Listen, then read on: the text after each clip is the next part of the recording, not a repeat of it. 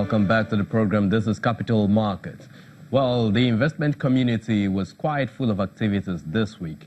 One of the main events was the 22nd Annual Conference of the Chartered Institute of Stockbrokers, where key issues for the markets in relation to economic developments took center stage. And one after the other will bring you some highlights of the session. At first is a position shared by the Chief Executive Officer of Cowrie Asset Management. You know him, Mr. Johnson Cheku, who spoke extensively about infrastructure financing. At that age, if the government continues to build infrastructure from budgetary allocation, we are not going to see a developed country until we die. That is why the capital market is there. Our exposure and training and competence is so that we can help the government mobilize capital to build infrastructure. If the approach, look at what is happening in the Second Niger Bridge.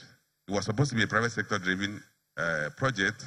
It was brought back into the budget, and the government disburses 2 billion, 3 billion a year. That bridge will never be used in 100 years if we continue with this approach. So the second frame for building a sustainable ERGP is let's revise our method of funding critical infrastructure. You made mention to Azuri. I am sure if the Mambila hydropower plant is still at the formative stage, Azuri is already producing power. Simple is Azuri is private sector driven with government support. So we already have proof of concept.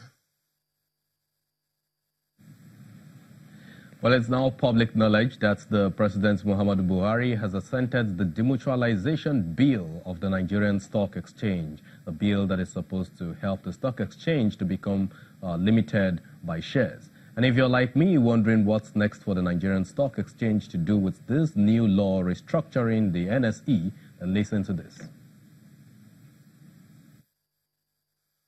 We continue to explore diverse asset classes to burnish our credentials as a multi-asset trading platform.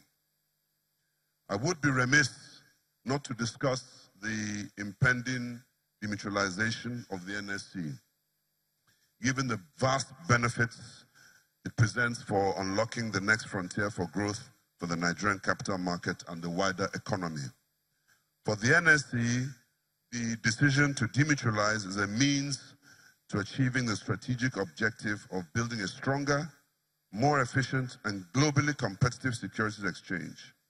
Ultimately, demutualization of the NSE will catalyze development of the Nigerian capital market and wider domestic economy through an agile and efficient capital market which is better able to meet the capital needs of regional businesses and build resilience in the financial markets through enhanced governance and performance management. It is in recognition of the significant benefits presented by the demutualization of the NSE that President Muhammadu Buhari recently assented to the demutualization bill. The bill is now awaiting gazettement. With the final milestones in sight, I would like to appeal for the continued cooperation and support of members as we transition to a demutualized entity. Well, at this meeting, an illustration was raised about certificate of capital importation, which got some commercial banks listed in the stock exchange into a fuss with the central bank over that of MTN Nigeria repatriating some funds out of the country. But the CEO of Chapel Hill Denham Advisory Bank, Mr. Balaji Balogun, makes these comments, and let's listen. Fundamentally, what is the issue? It's just a recognition that some of our leaders don't understand the impact of what they say and what they do, and some of the actions they take on markets. Before they decided to take those actions, did anybody call SEC and say, come, we want to do this? What impact will it have? I'm sure they didn't, because hopefully somebody in SEC would have told them that, first and foremost, if you are going to do it, you don't broadcast it to the world on Twitter. You send the people a letter. Okay? The second thing is you have to have proper governance and consistency in rules interpretation. So that's CCI that has caused the problem. every single multinational in Nigeria, they have the same CCI, they have the same capital structures. So if MTN is in trouble, Nestle is in trouble, Nigerian Brewery is in trouble, then they will come to Lafarge next. We'll be waiting for them. Okay?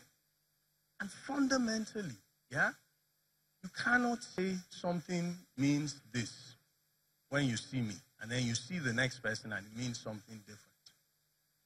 And MTN correctly has gone to court. They had to preserve its right. Don't touch my business and don't touch my money. Mr. Bolaji Balogun, he sits on the board of a couple of companies in the system here.